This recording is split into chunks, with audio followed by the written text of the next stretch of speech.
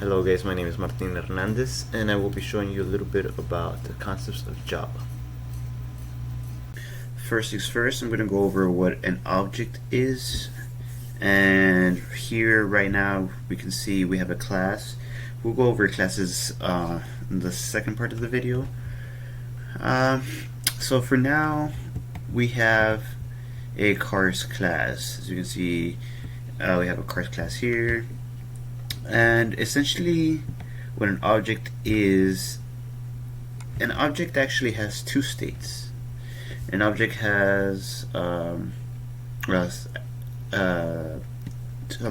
object has two properties. An object has the property states and its behaviors.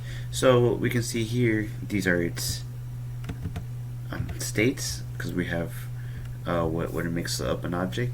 So we have the brand, in this case for car, model, a year, and something for behaviors would be something like string start. And we can initialize this to, let's say, start the car, and that's a behavior of car because a car start, they turn on.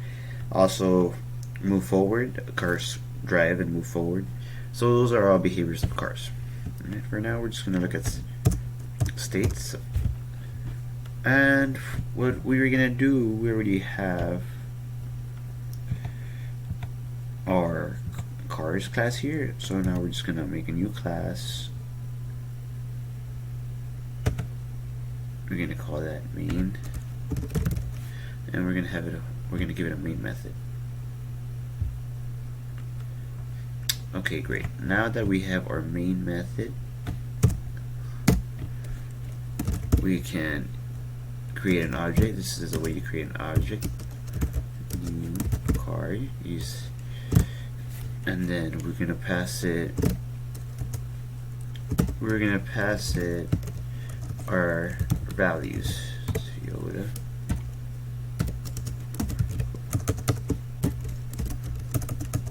Sorry about that. Corolla. Oh my goodness, I can't type today. And then 2019. Right? And these simply are just passing values to the state. So the brand, the model, the year. As you can see, Toyota, the brand, the model, Corolla, and the year 2019. So simply, to use an object, we are going to use the C variable. So essentially, this, to declare an object, you would use a data type. In this case, it would be the data type of car, type car, and then you would declare a variable, whatever you may want to use. It could be either C, it could be M, it could be any other letter, it could even be multiple letters, C, T, M, anything like that. And you would use new, and you would pass the values to the constructor. And we will go over constructors later on. For now, we are going to use an instance, we're going to use an instance for the class, for the car object. And now, the way we're going to use it, we're going to display the brand. So we're going to simply print out brand. Now we're going to use the variable C, and we're going to instantiate it. And as you can see, it already gives me the options here to use brand, model, year. And these are all the things that we have passed, such as these, and we have declared already on the cars class. So you can either, it will give you an option if it's smart enough. If your IDE is smart enough, it will give you an options. It will display options that we just saw, or we can simply just type in the variable brand.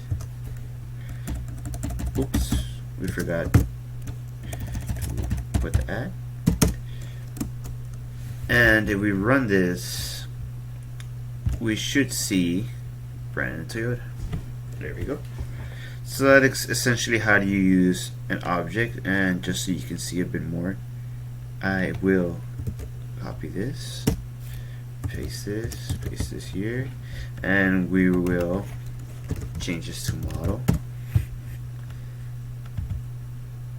as well as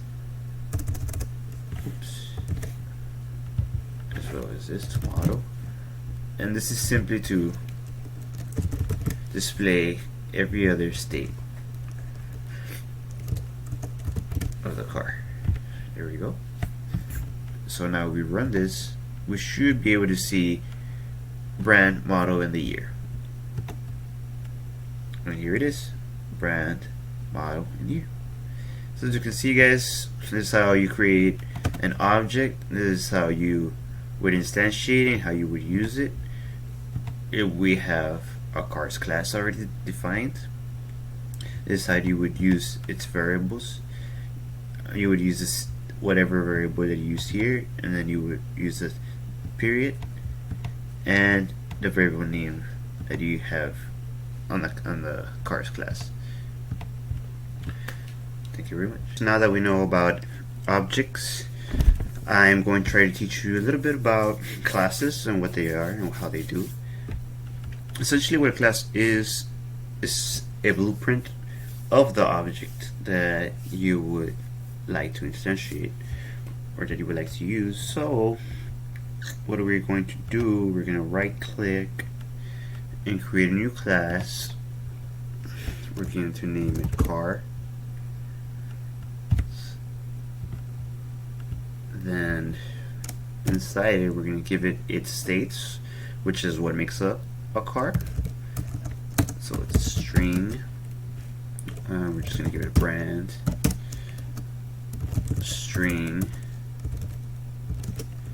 model, and int year. Simple. Then we're going to give it a constructor to initialize our variables or behaviors, and we will initialize. We'll give it some parameters: string b, string m, int y. And these don't necessarily have to be the first letters of each variable. These can be anything, any letter. Just for simplicity's sake, I will leave them as the first letter of each. So to initialize them, we will type in brand P and close it. Model is equal to M, and here is Y. There we go. Our variables have been initialized. Now, please bear with me. We will go over methods later on in this video, but for now, just follow along. So, essentially what we're trying to do here is just get the values, return our values so we can display them. So we're going to get our brand. We're not going to pass any parameters. We're just going to return brand. Same thing for the model. So we can just copy this, copy, paste, paste. These are both strings. We're just going to change it to the method name to model, get model, model, and we would change the return type to, we would change the return to year, excuse me, model, and then here we will have to change the return type to int because year is not, as you can see here, a string, so it will give us an error. So get year and we'll return year. So as we can see here, we have created a blueprint for a car, which essentially just tells you a little bit of the details of the car, which are the brand, the model, and the year. And if you go to the main, you see here we have created an object of type car, and we have passed the brand, the model, and the year, as I previously stated. If we run it, there we go, no errors. All these instances are coming from this class or the blueprint of the object. Okay, now that we know what an object and a class, what an object and class are, we can talk about methods. And a method, we use it to better describe the behaviors of an object. And what I mean by that is this. So the way you start a method, we have two types of methods. One that returns something and one that does not return. So to return something, we would put public, and then we would put the type, the data type we want to return, a string, and in this case I am going to want to return brand. I'm going to put the name of the method. Doesn't matter what name you have it, but preferably a better described. So in this one we're trying to get the brand. We're gonna put brand. We're not gonna give any parameters, and we'll go over what parameters are later on. So essentially here, I'm just going to return what did I want to return, or get what variable did I want to get? The brand. There we go. And that is just to return the brand. So we're going to do the same thing for the model and the year. Public string get model, just a descriptive name. Return, because we're returning a type string. So we're going to return model because model is a type string. Now, if we can see here, we have year. Year is an int. So if we put string, if we type in type string, then we put get year, of course we would return in the year. So what happens now? We have an error. And what does that error say? Change method return type to int. Why is that? Because we're trying to return an integer, and we're asking for a string, and we're giving it an integer. So it causes an error. So we go here and simply change it to int, so we can return, as you can see here in the square box, we will be returning an integer, and we will be getting an error message.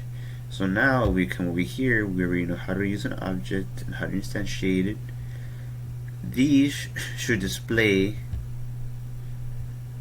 we should be able to return these out here.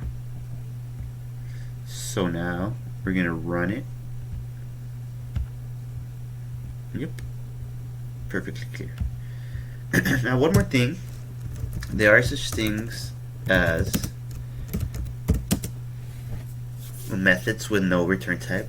So we would put, that's how we would declare it. We would put public void, and then we can put something as drive. So, or start the car. Start car. And we can just simply say system.out.println. We can just say car has started. And this is just simply a behavior of a car. So now if we go to our main method, we should be able to instantiate it and get the method if we could find it, or we could simply just type it out, and it was start car.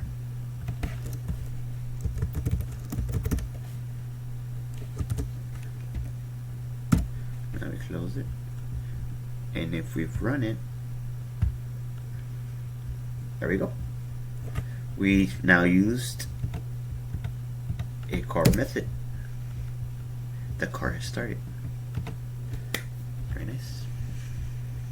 we're going to talk a little bit about static, and what that means is, for example, we have a class and you have a value or a variable, excuse me. So we have a car class, and we want to change the brand of the car, or we want to change the actual value of the car. And let's say we make two different instances, and in the class you had declared the brand to be a certain name, let's say Toyota, and then in main we change that to Audi. And when we change that to Audi, we give it one instance. So in that first instance we should be able to see, oh, okay, well, we change it to Audi, so it should be able to display Audi. And then you make another instance of the same car class, but this time you use the same method to display, and we notice something that is off. We see that it might, is it going to be the same, is the value going to be the same for the second instance, or is it going to be something different? And that's what we're going to look at today, or right now in this lesson, about static. So first things first, public, we make our main static void main. So essentially this is to be able to change the value of an instance, and for it to be, for us not to have to change it every single time. So we're gonna make a car class car, and we're going to give it string brand, and we're going to make that static. Now we're going to make a method void display brand, and we're just going to display a brand. So system.out.println, and then brand.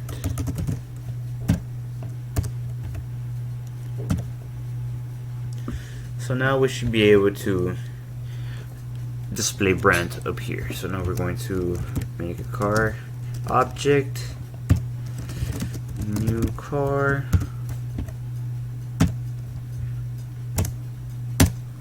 and we are going to change the value of brand. First of all, we have to initiate it, so we're going to give it Toyota,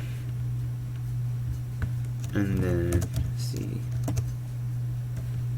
So we do this, it'll display Toyota. But if we want to change it, so we go to car dot brand is equals to dot brand, car dot brand is now Audi. Okay. So now we will see Toyota has changed to Audi. Now, if we make a second car object, we call it that C2, new car, and now we display C2. What will be the output? Will it be Audi or Toyota? Well, since we made a new car object, we would think, oh, well, the obvious answer is, of course, Toyota.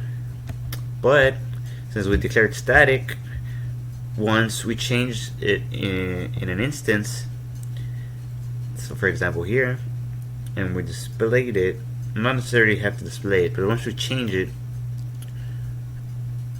the second object will also display the same as Audi.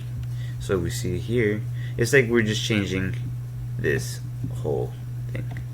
So we see here, instead of just getting Audi and Toyota, we shall be getting Toyota, Audi, and Audi.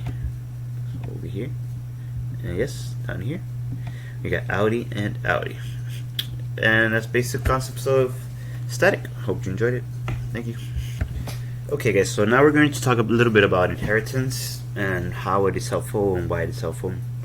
So for instance, here we have a car class, and we wanted to inherit, of course, there's different kinds of cars. So there's cars such as a sports car, minivan, taxi, I guess, different kind of cars, right? Not all of them have the same features. For example, the sports car could have perhaps a spoiler, and the minivans could have, for example, sliding doors, right? Of course. And this actually comes from a lesson I have learned from my Java class.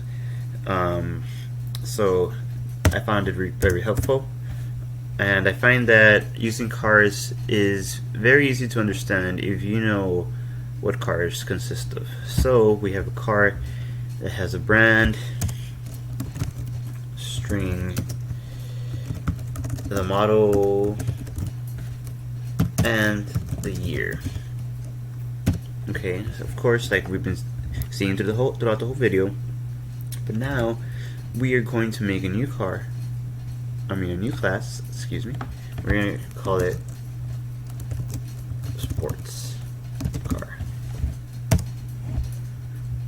Now, the keyword here for it to inherit, as we would say, for it to inherit the cars class, it would have to use extends car. Now that means that all the properties that are in car, so all these properties, the brand, the year, the model, are now available to use here in the sports car. So now, also we make methods. So let's say void public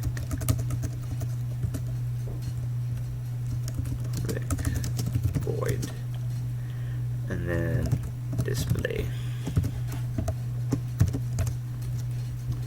So we'll just display the brand, the model, and the year. And brand. We'll just copy this.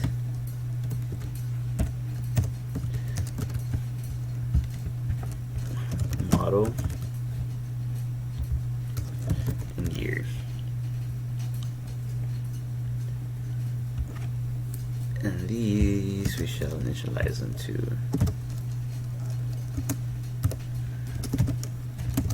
Toyota.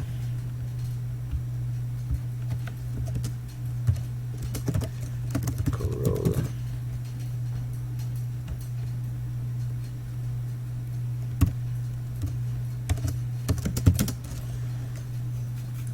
And 2019. Okay. Now, here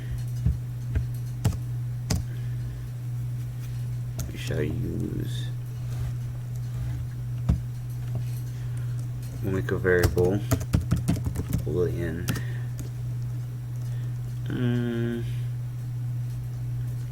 rims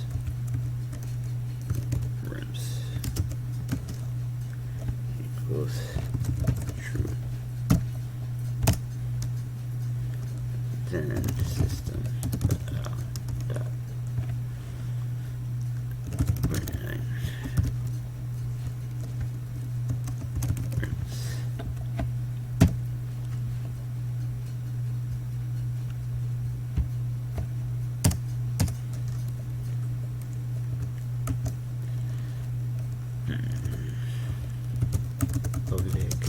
void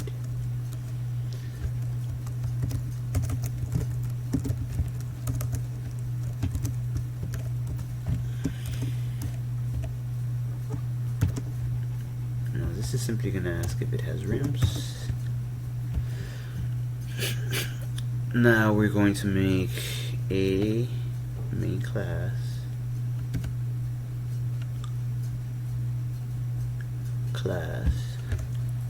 main.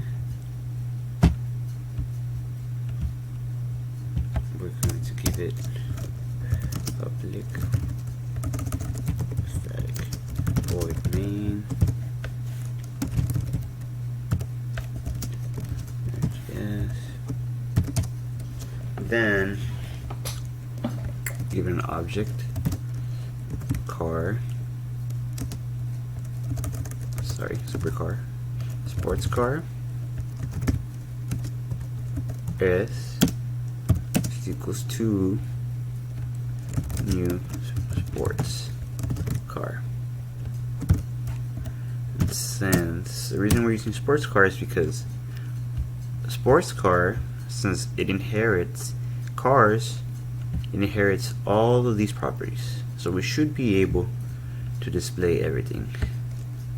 So system dot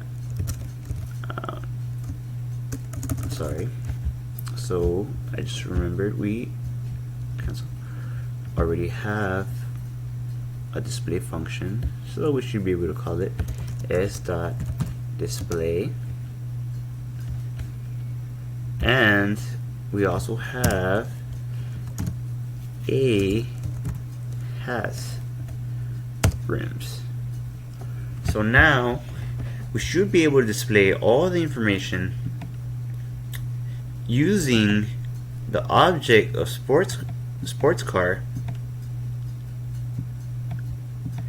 We should be able to display all the information in car because it inherits all of its properties. So if we click run, there we go. We have the brand, the model, the year, and we have has rims equals to true. So if we were to put if we were to make this look nicer, so we would put brand, model, year in front of all this, we would see, and then we would see, if we were to put spoiler in front of this, we would see the brand, the model, the year, and then it would just sorry, I meant rims. It would say rims equals to true. So that's basically how inheritance works. We'll move on to the next lesson. I did want to show you a demonstration about how access modifiers work. Unfortunately, for some reason, when I open my Eclipse, I've tried everything, and when I run it, I can't get it to actually run. I don't know what is going on. So I'm just going to have to explain to you guys what they are, and then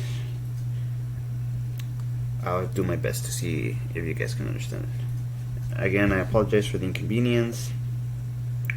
I wish I could show you in code, but for now we have to settle for just voice. So what are exactly access modifiers? So access modifiers essentially go in front of your variables. Like, say, go to cars, and then we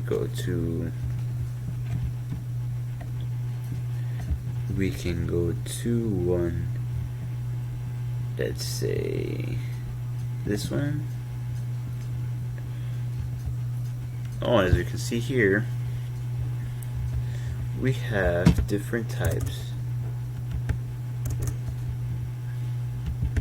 So we have a public,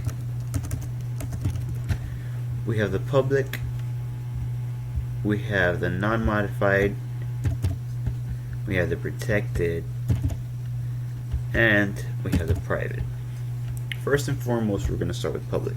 So what public is, it lets you use this variable inside your own class. Now if you had a package such as these, it would let you use it inside a package. If you had a subclass, which we have used as an extend, it would let you use it in a subclass. And essentially, if you can use it anywhere in the world. So what I mean by the world, anywhere in your program, anywhere that you would want to run it, even if it's in a different package, does not matter. Now when it's protected, let's see, it says protected, such as this one, you can use it in a class, you can also use it in a different package, and you can even use it in a different subclass or in a subclass. But you cannot use it in the world, which you cannot use it in a different in another area of the program. Now we have a not modified. We can use it in our own class.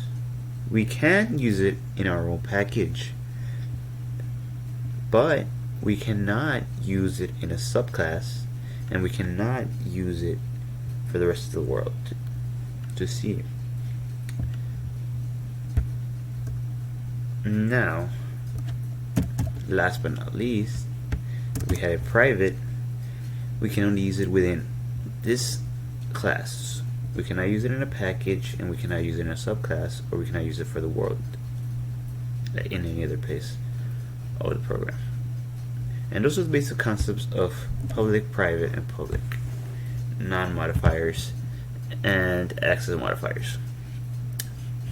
Now we're going to talk about overloading. And what overloading is essentially using the same function to do different things. And what do I mean with that? I mean, so we have our main, and in our main we want to display a certain thing. Let's say we have a class sum, and in sum we have a, let's say, int sum, and we're going to give it int a, int b. So all we're going to do is return a plus b, and this will essentially just add a and b, of course, right? Well, if we see that, we'll call it, we'll make an instance, so sum s is equal to new sum, and there we go. Now we're going to call it s dot sums, and then we're going to pass it a 5 and a 6,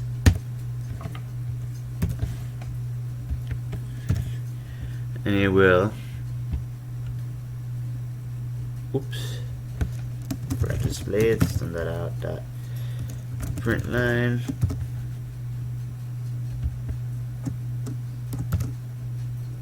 so now it should display it. Yes, displays it 11, but now we're going to overload the function, and to do that, essentially you write the same function name, but also the same return type, but you are going to change the parameters. And all we're going to do here is maybe use the same parameters, a, b, but this time we're going to use a third parameter, and now we shall return a plus b plus c. And now, depending on how many parameters we give it, as dot sums, and then we shall pass it 5, 6, and 10, which should give us 21. We should have it 21, and yep, we have overloaded a function. Now we use the same one. We'll see that it uses this first function. Yep, there we go. 11, 21, and 11. So that's the basic concept of overload. Okay, now that we know a little bit about overloading, now we're going to talk about what overriding is. So if we use the same class sum and we use a method, so we put a method that just sums up the stuff, like void sums, which I'll call sums, int a, okay, and then all it's gonna do is display the variable, put it in here. We're gonna add 10. Okay, so now within this we're gonna extend this class sum2, and we shall call this, we'll give it another method, public void sums. Of course, we're going to use the same method, just that one's in the one's in the super class and the other one is in the subclass. And this one will extend the superclass, so sum, so that it can inherit all the properties. And here we shall do the same thing, where system out.print line, and then we're going to use a plus 20. Now we want to display both. I shall display it like this. Now we're going to make an object sums as, sum2 s equals to new sum2, and we're gonna pass it a 7. Nope, sorry, not here.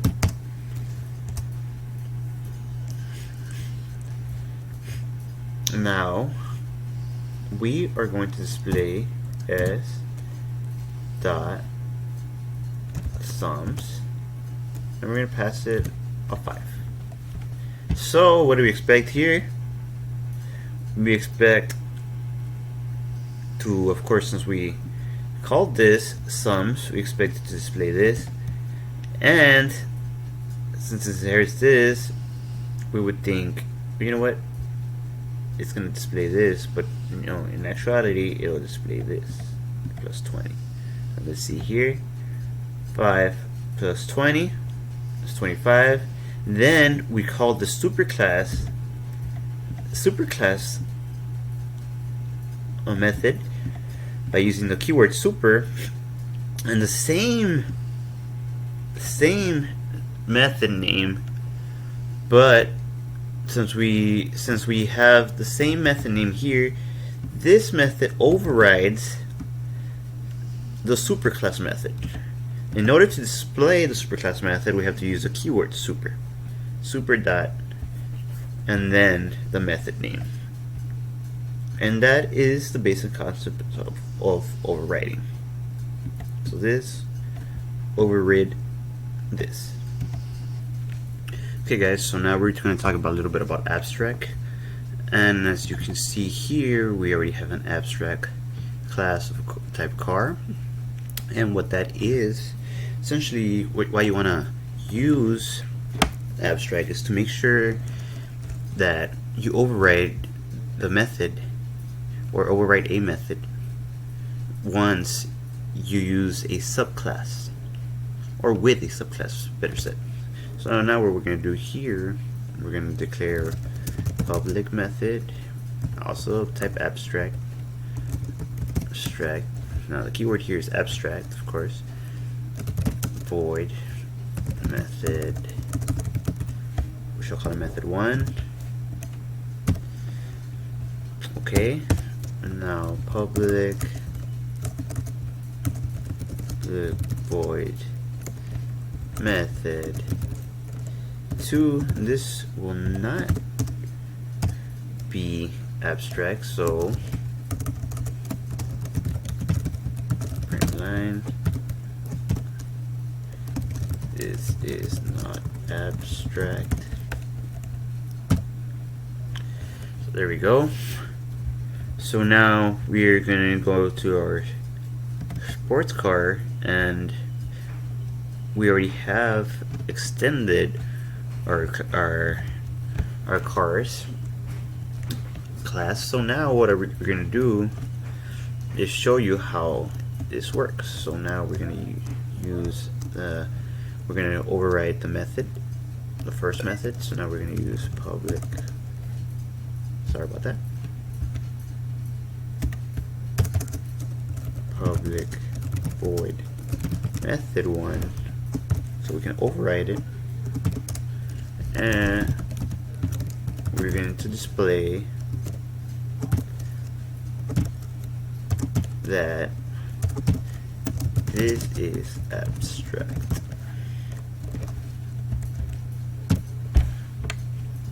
So now we go to the main and we call it, we should be able to see it.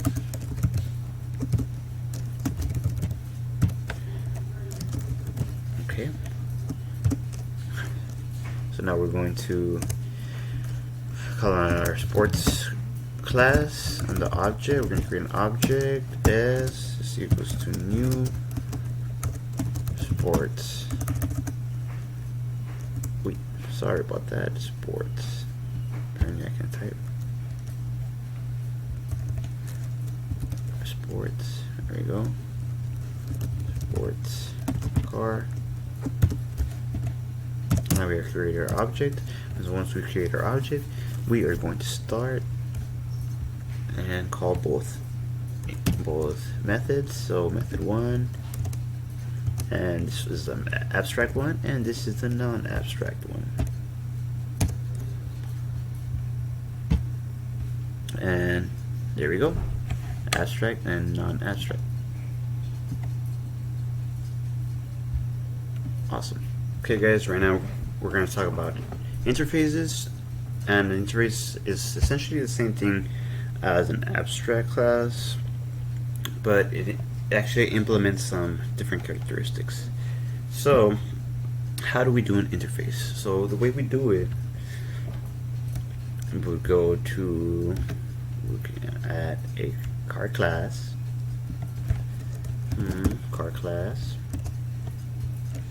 and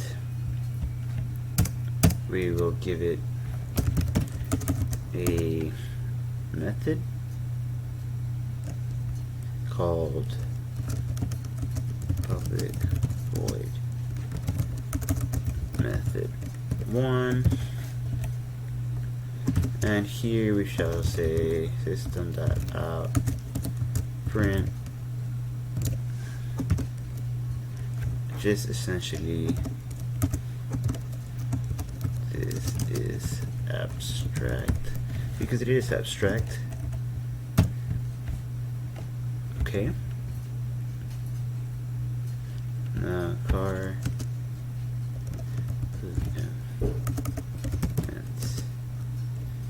and we shall say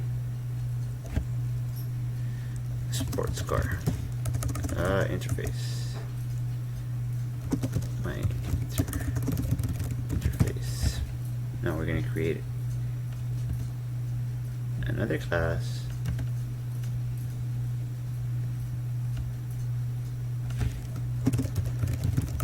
and interface class interface.